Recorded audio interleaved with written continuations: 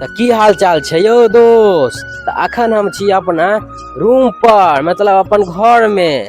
तो अखन हम सोचली कि कनी वीडियो बना लू।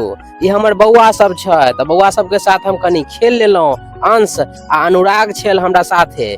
फिर अपन कनी गाड़ी के वीडियो बना लेली, क्योंकि ड्राइवर साहब गाड़ी साफ कर रहल है, भाड़ा में जात। ओके बाद देखलक हमरा वीडियो बनावे सब बच्चा सब, तो हमरा साथे चलेलक, कहलक कनी अंकल हम भी वीडियो बनाएंगे। तो हिनको सबके साथ हम खेल लेलौं। ओके बाद हम चल गेली कनी घूमे ले अपन केला बगान। घर के में छे आंगने में, तो केला के देखियो हमर केला के बगान छे। बुझियो एबेर फरबो कैल छलै, तो हम खेली। देखियो हमर नयका कॉल गरेलिए हन, कियाकि एकटा कॉल से हमरा नहीं होय छलै। अखन कॉल जे हम चलाबै छी तो बुझियो कॉल बड़ काड़ा छै, पानी ओना गिरे छै। ओके बाद हम चल अपन गाछी में घूमे ले।